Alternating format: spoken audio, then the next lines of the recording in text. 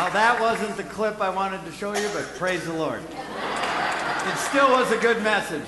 Always preview the videos. That's what I just learned. But anytime Bishop Jakes, that's one of our mentors, speaks, he always speaks a powerful word. We've got some of his people coming up here at the end of April, and it's a true honor. So let me just say a quick prayer. Lord, I thank you for another day above ground and out of prison. Lord, I thank you for clarity in my mind. Lord, I thank you for picking people like ourselves up through your love, even though we don't understand it, and giving us another opportunity. Lord, I pray that everybody under the sound of my voice maximizes their moments and sees this opportunity in a way that it may not come again. Lord, you know I've attended a lot of funerals over the last couple of years, and I don't know why I wasn't one of those. But I'm going to take full advantage of the fact that I didn't die. And the devil's going to regret not killing me. Lord, I ask for a hedge of protection over my mind and my life. I pray that you soften hearts and open minds. As we talk about the fifth step, give me the words to say out of the literature that you put on this planet through the big book and the NA basic text on what we have to do to get free and to get closer to you in order to help others. In your name we pray, amen. Amen. So step 5, as I've been talking about the last several weeks, just to regroup and start from the beginning, step 1 says that we admitted. Now, we're going to talk about the word admitted again this evening. One thing I've known about addicts and alcoholics, me being one of them, is we don't like to admit things. And there's a power when you learn to admit something, to take ownership of it. So the first step says, we admitted that we were powerless and our lives had become unmanageable. Whatever it is you're powerless over, it doesn't have to be drugs or alcohol, it could be gambling, sex, uncontrollable spending, inability to manage your anxiety, your fears, your anger, your unforgiveness. No matter what it is, you're powerless over something. Now, I'm at a place in my recovery that I'm powerless over people, places, and things.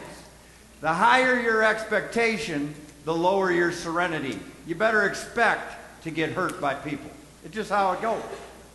I'm going to hurt people. They're going to hurt me. What are we going to do about it? You're not a saint. I'm not a saint. So let's not pretend that we are. We're human beings trying to do the best job that we possibly can. That's the only requirement for recovery, is that you do not half measure this thing. AA teaches us that a half measure avails as nothing. I would even challenge that statement, because for me, it availed as a lot more than nothing. It came with consequences. It came with pain. It came with broken relationships. It came with jail sentences. It came with 11 treatments. It came with wasting the taxpayers' monies on Rule 25s. And I mean, don't ever complain that you got to pay taxes if you took advantage of a Rule 25. Who are you to complain? When people paid treatments and treatments and treatments, even if you went to jail, that wasn't free. Somebody paid for your incarceration. So that's part of the 9-step amends, is when you give back, and even at a high level. I mean, you don't want to know what I pay in taxes. But I don't complain about it. So the first step is we admit that we're powerless and our lives have become unmanageable. But if it just came down to that, I'm a dope fiend that can't control my addiction, where would my life go from there? It would be a living hell. That's why there's 12 steps. Say 12. 12. Say 12. 12. The second step says we came to believe that a power greater than ourselves could restore us to sanity. The big question there is, do you believe in the word could? If you believe that it could, you'll work a program. You hear it say in the AA rooms all the time that the second step is 3 parts. First, you got to show up, and then you come to, and then you come to believe. Because if you get around these rooms, you'll learn that spirituality is a process. And the fact is that once you get around these rooms, you'll come to realize that God is real. Because you might run into one of your old dope fiends and say, God, he's doing sobriety now? There must be a God. It's very important to understand part of the process. In step 2, in the literature, it says that's where God deals with your obsession to use drugs or alcohol, gambling, or anything within your addictive personality. That deals with the obsession. When we went through step 2, I asked all of you, how many of you still have the desire to get high? Over 50 of you raised your hands. Let's ask you again. How many of you are still dealing with that desire? Right, be honest. See, that's honesty. That's honesty. See, God works with honesty. The third step says, we made a decision to turn. Turning means that you've got to go the other direction. We made a decision to turn our will. What did I teach on that night? Your will is internal. That's why I say, will I or won't I? My whole life consisted of being in limbo. I couldn't make a decision. Don't say that you made a decision without backing it up with action. The steps of AA, actions speak louder than words. So the third step says, we made a decision to turn our will and our lives over to the care of God as we understand Him. Don't say that you can't do that. You turned your will and your life over to the care of your addiction, and you didn't understand it. And what did it look like when you turned your will and your life over to the care of your addiction? Did your addiction take care of you? You know what I'm saying? So it's like that. It's like your addiction, it did a real good job of taking care of me. It didn't work. I ended up in places that I never said I would go ever again. And the key is that my ADD's kicking in, but I'm still doing a good job talking because some people that I love dearly just walked in the room, and I want to give them a hug, especially this brother that threw down some severe. You can give me a hug, brother. Come on. You can do it. Let's give him a hand. So the key is, and if I've somehow forgotten you, you can always hug me and don't get offended. What's up, Deb?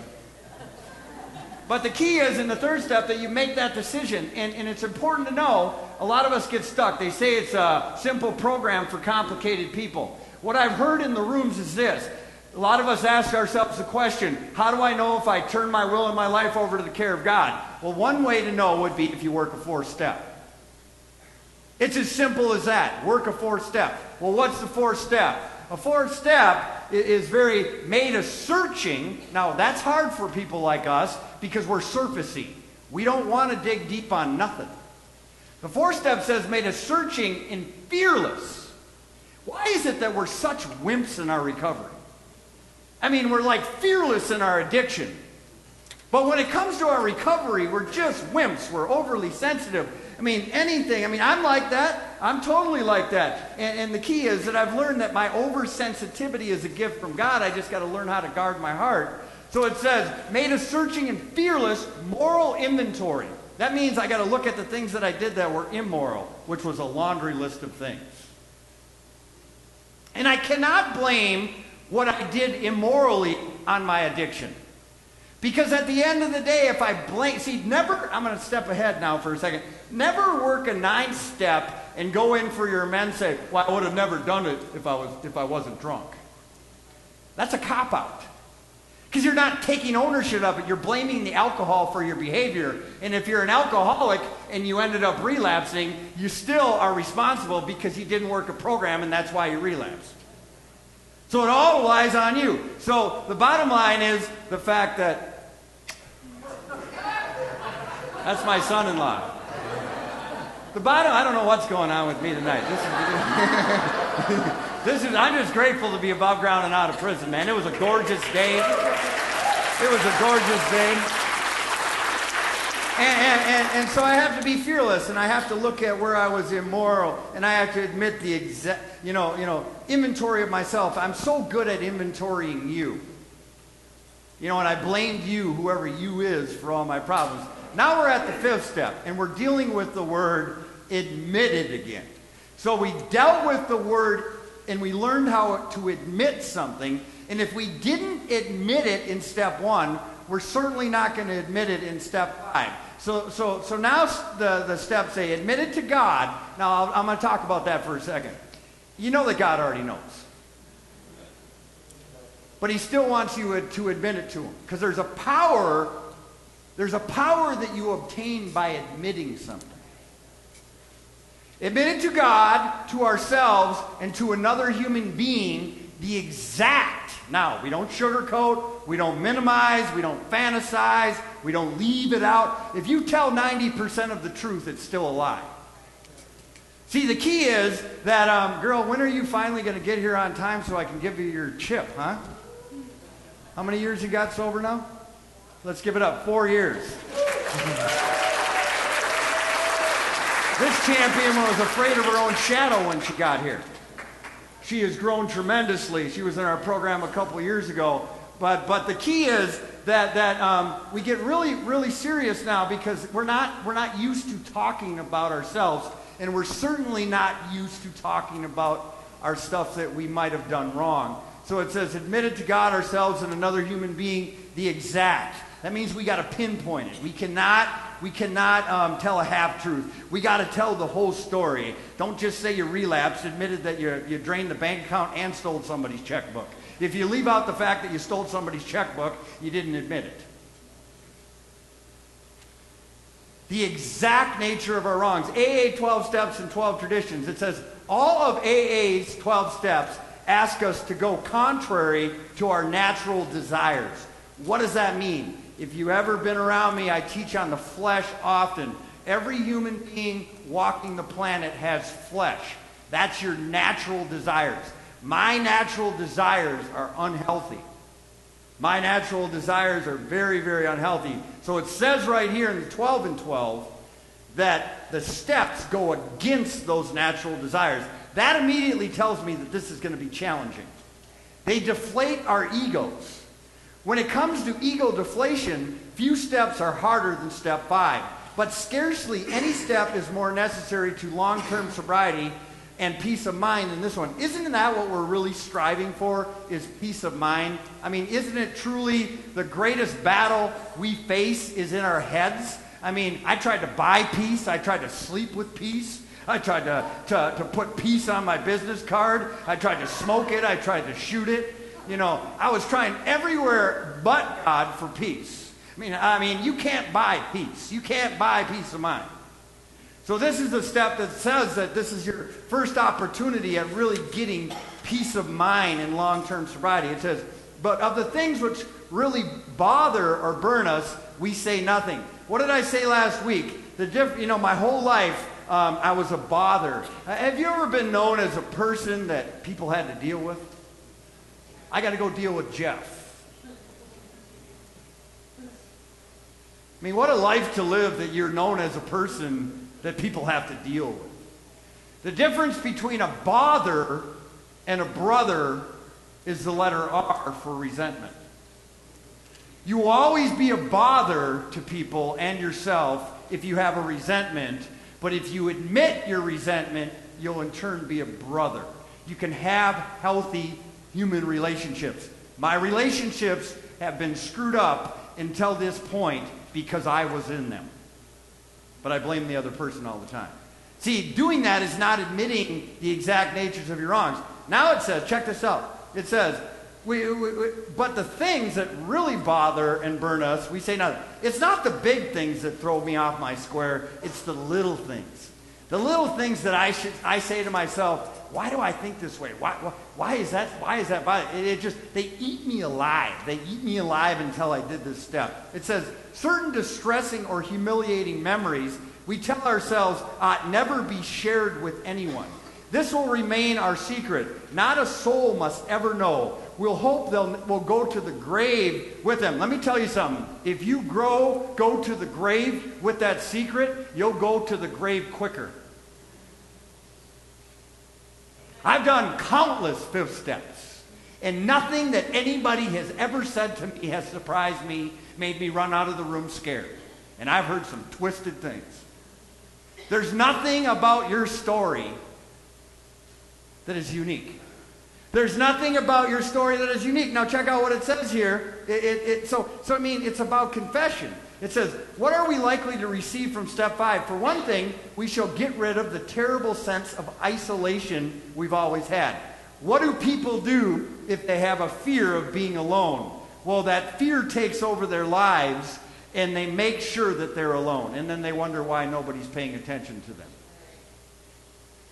See, I had a fear of a lot of things, and all those fears came true because fear took control. Almost without exception, alcoholics are tortured by loneliness. Nobody understands. Nobody understands. nobody understands. The reason why nobody understands is because you're not talking about it.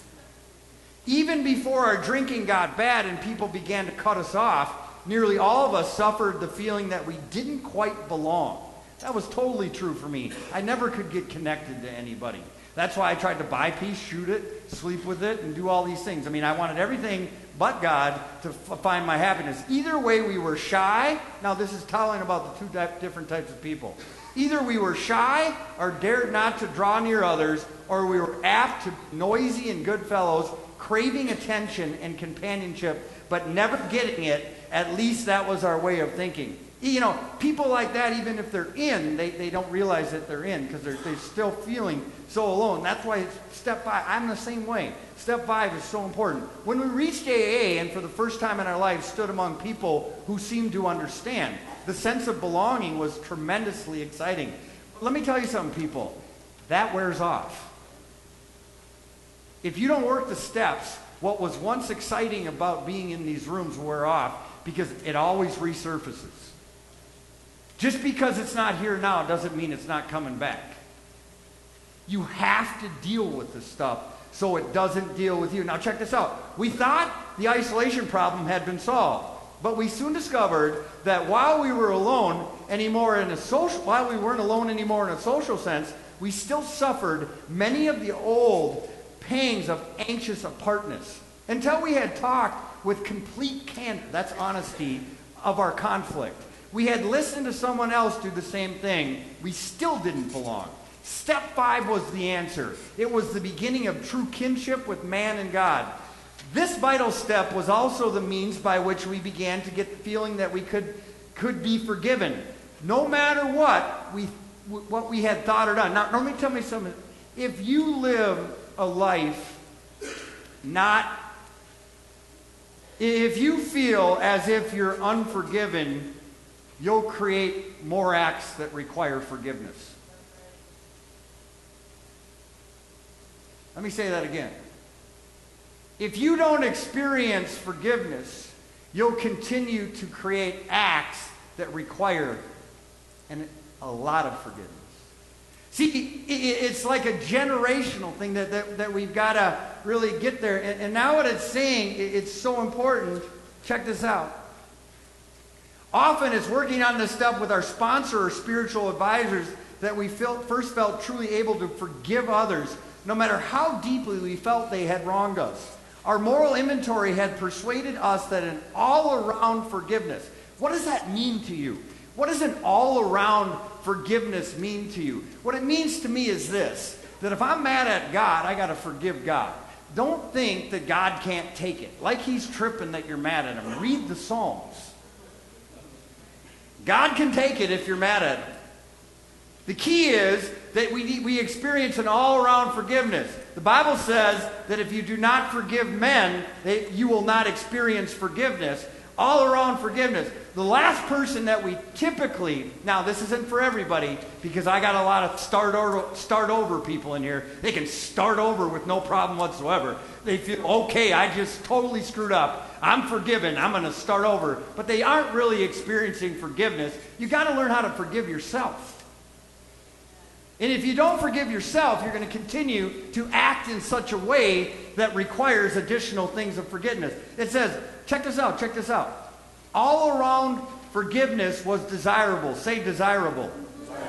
Now, if God had removed your desire to use, that makes room for healthy desires to come.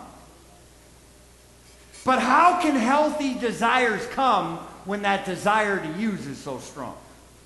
And that's why God's got to remove it from you. Because if you could do it, you would have done it. But it was only when, like I said last week, addiction is the only disease that is killing you that you want more of.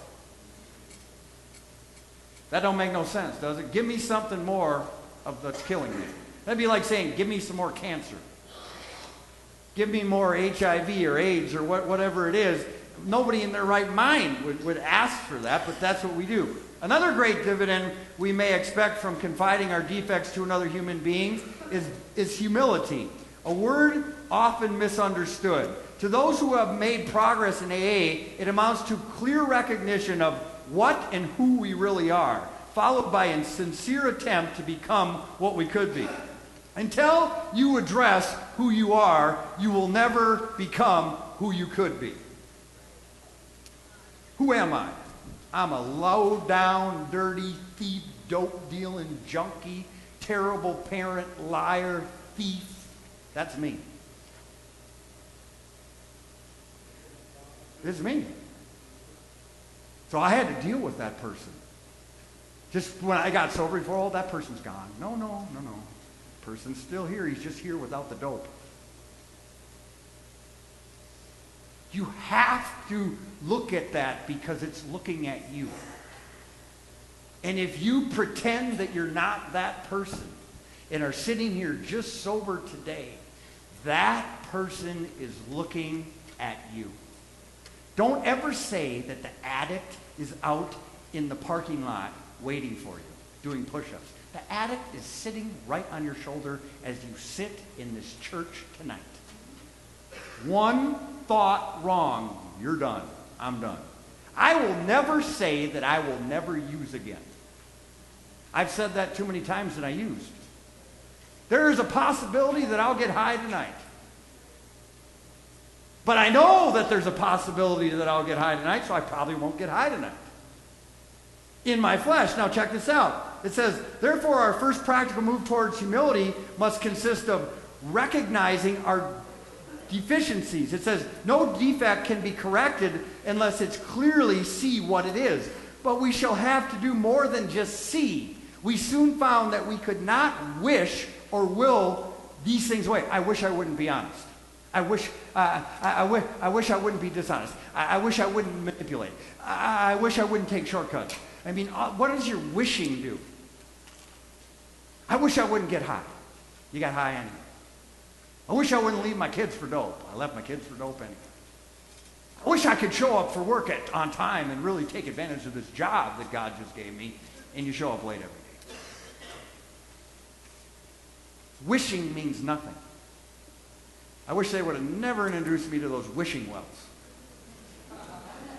Like that's going to come true. And like I would even throw a penny in the well because I needed it for my dope.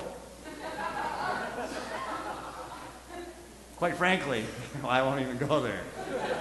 The real dope thing's good. I'm not going to give you any ideas. I went down to Jack, Doug, and I were at Cuzzy's one night, and I forget who was with us, but it's a restaurant where they put dollar bills on the walls. And I mean, again, I probably shouldn't be giving you guys these ideas, but there's hundreds of $1 bills that people write their names on. And I told the guy who was a newcomer with us, I said, Doug got arrested here once for taking all the money off the wall. And he actually believed Doug. But truly, it's a blessing that we've got to correct these things, and we'll never be able to correct them without the help of God. It says we had to have outside help if we were to surely know and admit the truth about ourselves. See, guys, we have to look at this side of us. You will never contend in your recovery as long as you pretend.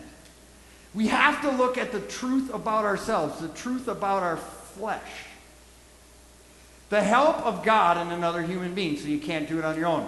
Only by discussing ourselves, holding back nothing. That means you got to tell the whole truth and nothing but... I go to court often. I've been in court. Now I'm on the other side of it. I'm testifying. I recently, as I said, went with Deb, and the judges actually look at me as a credible person, which is absolutely amazing. And they didn't send Deb to prison because they confided in how Deb was doing, and they asked me.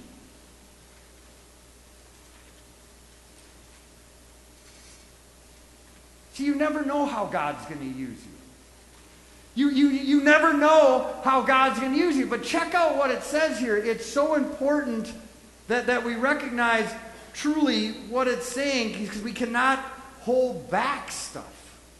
We cannot hold back what it is. And as I go to these court cases, and unless you got a good lawyer, you got to sit through all the other cases. And I listen to these people and I watch them raise their hands. Do you swear to tell the whole truth? They're flat out lying. To our society, truth means nothing anymore. And it's the truth that will set us free. It's admitting this stuff about ourselves so it doesn't have to own us anymore. And help God and only by discussing, not hold anything back, only be willing to take advice. That's foreign to us too. I'll give God everything when I got nothing. I'll listen to you when I need you, but as long as I don't need you, I ain't listening to you. I deal with 90% of people in recovery have that mindset. They'll listen to anything the leadership of Serenity Village has to say, as long as they need something from you. But as soon as they don't need nothing from you, they're off to the races and making their own calls. And very high percentages of them don't end up in good places. I was one of those guys. It says, when we are honest with another person, it confirms that we have been honest with ourselves and with God. How many times have you heard well-intentioned people claim the guidance? I love this here because I see it all the time. Well-intentioned people claim that the guidance of God, when it was all too plain, sorely mistaken. Well, I think God told me to do this. I hear it all the time. I think God wants me to move on. I think God wants me to move on. Check out what the literature says here. Lacking both a practice, and like Tom Schooley said, he went to the committee. His best thinking got him here, so he can't rely on his thinking in his recovery. That's true humility. And Tom is a seasoned professional. It says, they deluded themselves and were able to justify the most errant nonsense on the ground that was that God had told them. It is worth noting that people of very high spiritual development almost always insist on checking with friends. I wouldn't even say friends. Because you're going to find a friend that's going to agree with you. I mean, we're resourceful people. We're determined to do the wrong things. I mean, I can't talk to her about this. I'm going to go to him. He'll agree with anything I say. You'll never rise above the company you keep. If you're the smartest person in the room, you're in the wrong room. I love it when Bishop Jake said teaching, and then 30 minutes later we were invited to a private luncheon with him. I was in a room that made my heart skip a beat. I felt very nervous. Same thing this morning at Feed My Starving Children. I wasn't worthy to be there, but somebody invited me anyway. And if you think you're not worthy to be here, you are, because you are here. And take full advantage of being here. Take full advantage of being here. Now check this out. I just love this literature. Many AA, once agnostic or atheist, tell us that it was during the stage of step 5 that he first actually felt the presence of God. And even those who had faith already often become conscious of God as they never had before. This feeling of being at one with God and man, this emerging from isolation through the open and honest sharing of our terrible burden of guilt, brings us to the resting place where we may prepare ourselves for the following steps towards a meaningful sobriety. I mean, if your sobriety, my life, I want my life to mean something. I want my sobriety to stand for something. You know what I say it all the time? If you don't stand for something, you're going to fall for anything. NA, it works how and why. We built the foundation on spiritual principles. It doesn't matter how you feel about this. You got to do what you don't want to do so you can do what you want to do. And if you do what you want to do, you're going to do what you don't want to do. So try doing what you want to do, and you'll end up doing what you don't want to do. But if you do what you don't want to do, under the advice of others, you're going to end up doing what you want to do. You're going to live your life. It's going to be meaningful. It says, we built the foundation of spiritual principles such as surrender, honesty, trust, faith, willingness, and courage. And each step forward in our recovery, we strengthen our commitment to these principles. We reaffirm our commitment to recovery by immediately working to step 5.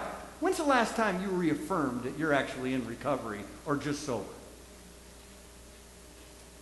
If we allow our feeling of shame and the fears of change and rejection to stop our progress, our problem will often be compounded. Let me be the first to tell you, if someone has, it doesn't get better. Just because you're not paying attention to it, it doesn't get better. You have to, what do they tell us in treatment? You pick up where you left off and worse. It's true. I've tried it. It's like I never, you know what was terrible for me after 5 years clean once? Being a crack addict, the streets had changed. When I returned to the streets, it wasn't very good out there. But I stayed out there because I was comfortable out there. I wasn't comfortable in these rooms. Why?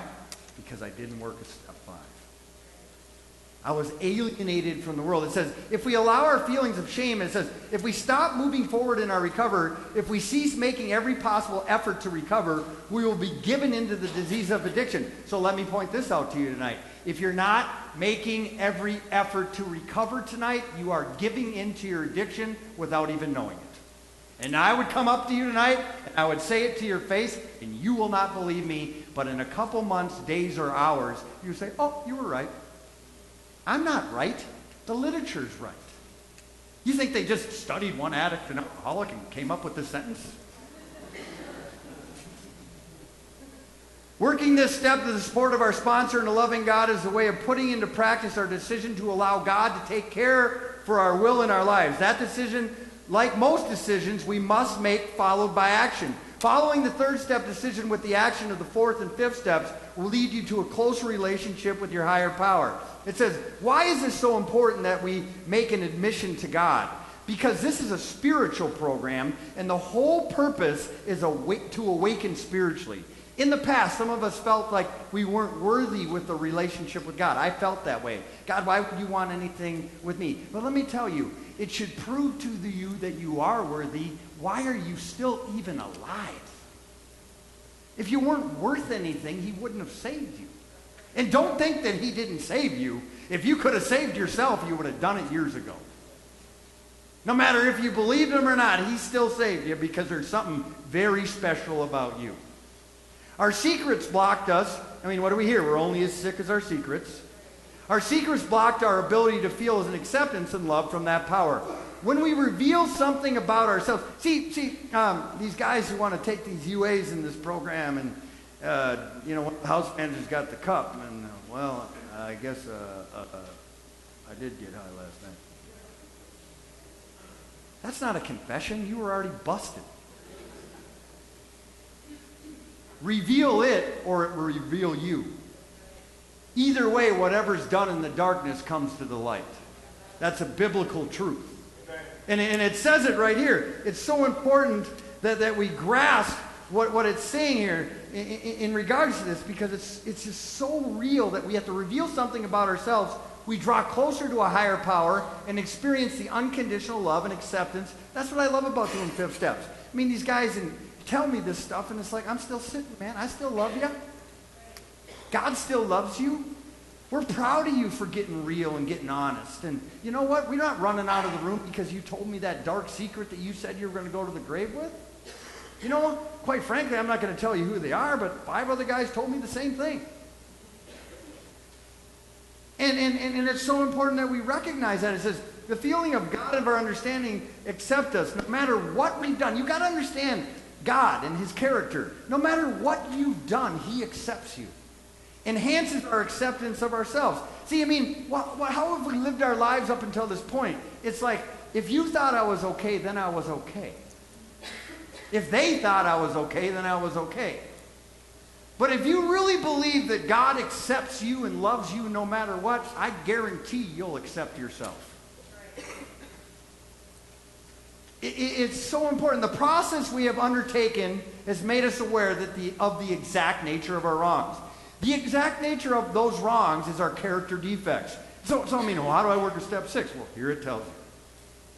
I mean, all the rest of the steps are lined up by a step 4 now. We now know that the patterns of our lives were rooted in dishonesty, fear, selfishness, and many other defects of character. We've seen the whole spectrum of our defects and are ready for something new. With this readiness, we move on to step 6, NA basic text. The 5th step is the key to freedom. It allows us to live a clean in the present, which is our gift. Sharing the exact nature of our wrongs sets us free to live. After taking a thorough four-step, we deal with the contents of our inventory. We are told if these defects are inside of us, they will lead us back to using. It's true. Holding on to our past will eventually sicken us and keep us from taking part in our new way of life. For years, we avoided seeing ourselves as who we really are. I mean, you know, you're going to have to deal with it now or later. Later's going to have a lot more consequences to fill it with. Later might be in a prison. I said this to the guys in I love my small group, man, on Tuesday nights. I said, we need to stop doing a fourth step in the back seat of a cop car. Or on a respirator in the ER. Or in a tree. You know what I'm saying? There's something about freedom when you take the initiative to do it when you really don't feel like you have to. There's something about being honest when you still think you can get away with the lie. There's something about God. He touches you in such a way if you take the initiative to do this stuff. He will meet you. You stand at the door and knock. God will answer. But you got to knock. You got to knock. And now check this out. It's so important. So quit avoiding this stuff. It's not going anywhere. So deal with it. We are ashamed of ourselves and felt isolated from the rest of the world. Now that we have had a shameful part of our past trapped, we sweep it out of our lives, we face it, and we admit it. It would be tragic to write it all down and shove it in a drawer, just like we do with our bills. What are you thinking when you put your bills in the drawer? Do you think somebody's going to pay them for you? Like they're going, like I said last week, like the collection people aren't going to find you. I mean, especially nowadays. I mean, I just want to get it done with, get it over with. Like I said, if you're in recovery and you're honest with them, they're going to work with you. But check out what it says here. It's so important. It says, these defects grow in the dark and die in the light of exposure. Total biblical. We cannot afford this mistake. This step will expose our motives and our actions. We cannot expect these things to reveal themselves. Our embarrassment is eventually overcome, and we can avoid future guilt. Where once we had a spiritual theory, we now begin to awaken to the spiritual reality. This initial examination of ourselves usually reveals some behavior patterns that we do not particularly like. However, facing these patterns and bringing them out into the open makes them possible for us to deal with them constructively. We cannot make these changes alone. We need the help of God as we understand Him and the fellowship of NA, AA, SA, GA, CMA, whatever your A is. Serenity Village, whatever, but get somewhere. I'll close with this, James 5:16. This is the scripture where they got the fifth step from. Every step in AA, NA, GA comes from the Bible. I think I'm going to do it next time. I think I'm going to give you all the backup scriptures of where they got this information from. And God is so smart that He knew if people like us, as stubborn as we are, came in and we saw a Bible, we'd run. But God brings it to a place where we can actually understand it to get better. I love God. He knows exactly what I need. Confession is the gateway to God and freedom. It says, confess to one another. Step 5. Therefore, your faults, your slips, your false steps, your offenses, your sin, and pray also for one another. Now think about what you do to yourself when you're not honest. If we don't know what's going on with you, how do we know what to pray for? You're hurting yourself. The confession gives you an opportunity to reveal what your struggle is, so your past doesn't have to dictate your future. And it says, if you do this, the Bible says, that you may be healed and restored. Isn't that recovery? To a spiritual tone of mind and heart. That's what I'm really looking for. I want to be restored in my mind and heart. The earnest, heartfelt, continued, not foxhole prayers, not a fourth step in the back of the cop car. Not, God, please let my heart keep beating as I sit in the ice buckets in the tub in a hotel room because I just had an overdose. Not just those type of prayers. Not just the prayers before you go in front of the judge, before they send you to prison. God, please give me one more chance. You won't regret it. And a week later, you're drinking. I don't want God to regret saving me. I don't want the people that helped me think that it was a waste of time. I'm going to make sure that everybody who ever invested in me gets back a return on their investment. I ain't taking nothing from nobody. You help me, I'm going to help you. You gave to me, I'm going to give more back to you. Nobody that has ever, no treatment center, no pastor that has helped me has failed to get a check, my time, and my commitment back from me. Not one way. It ain't going to happen. Because when I die, they're not going to regret spending anything on me, because anything they spend on me is coming back to them. Because you know what? God saved me and you because we are high-yielding investments that will produce an incredible return. If you're walking around spiritually, financially broke, that's on you. That ain't the God I serve. The God I serve has abundance. Nobody can say nothing. The earnest, heartfelt, Lord, I don't care that my wife and I own 8 homes and all this. I care that I got a roof over my head. That's it. I don't forget where I came from. I don't forget what that food tasted like out of the dumpster. I don't forget what that food tasted like in jail or at 1800 Chicago. I hate that stuff, and I ain't going back there. But if I don't work these steps, I'm heading right there. God bless you.